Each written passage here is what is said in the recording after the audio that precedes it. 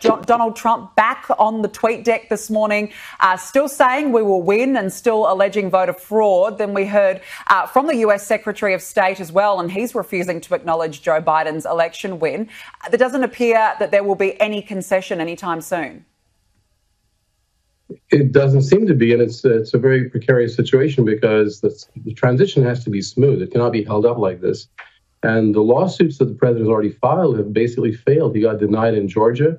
He got denied in Pennsylvania. Actually, in a couple of lawsuits, Pennsylvania went along with them. They were very minor. For example, he asked to have the election observers get closer to the vote counter, and that was granted. But other things to nullify the Pennsylvania vote has not been granted.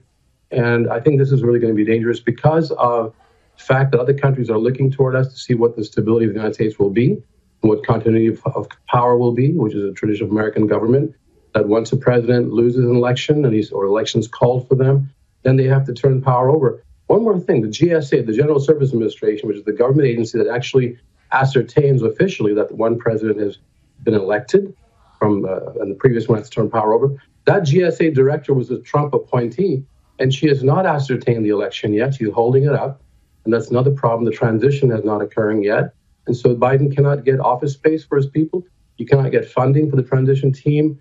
And this is creating a hiccup in the whole process, maybe more than a hiccup. It's very dangerous. Yeah, it's an extraordinary impasse. Peter, are we at a sad point in American democracy when Donald Trump won't concede and there still appears to be no evidence of electoral fraud? That is correct. There is absolutely no evidence of any kind of electoral fraud or anything that would change the results. The numbers are just too large. I mean, Biden won by 45,000 votes in Pennsylvania. There's no way that can be turned around.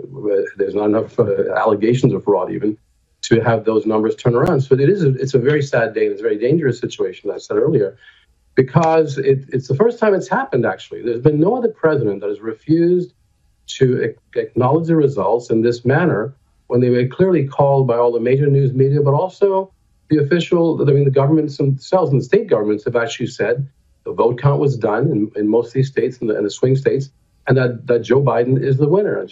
And the states have said that. This is a state-by-state election. And yet this President Trump will not turn it over or just recognize. He just has to recognize that Biden is the president-elect and then congratulate him. That's it. So there can be continuity and smoothness. One more thing.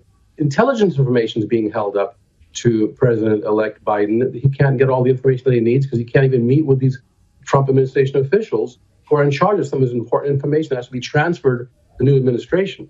This is a very smooth transfer, normally speaking. It's not working that way right now with President Trump's actions. Yes, no, it's certainly not. And in terms of Joe Biden, he appears to be really getting on with the job, already establishing a coronavirus task force. How has that been received in the US? Very well, because now we have, for the first time, a president-elect, and he will be president soon, who is taking this very seriously. Joe Biden has already said when he was campaigning, he was going to mandate, or at least he was at the state governors to mandate mask wearing, for example. We know that wearing masks, testing, massive testing, which Biden has also promised funding for, contact tracing, and quarantining when it's needed, works very well. It worked in Australia. It's worked in many other countries like South Korea. So Biden is taking that seriously. He's put together a task force headed by Dr. Vivek Murthy, who was in the Obama administration as a health official, and several other people who are scientists and actual people, doctors who know about this, so infectious disease specialists. He's got a great team together, but he needs to get them to work, and he can't as long as President Trump holds up the recognition of the new president-elect. That's a problem.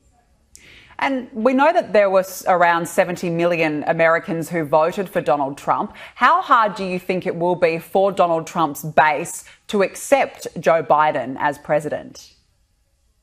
I think part of the Trump voters, and they're not all part of his base, but a certain percent are willing to accept Joe Biden. Some have actually come out and resigned themselves to it and said, look, maybe Trump can try next time around if he decides to. I think there's been some talk about him running in 2024.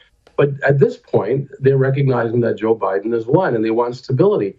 And that's still a large number that are holding back of his base. But I wanted to mention also the coronavirus situation has gotten far worse. We have over 100 and almost 130,000 deaths in this country right now. And the hospitalization rates are so high right now. This is like a national crisis. And Biden says he's going to attack it. He has the team to do it.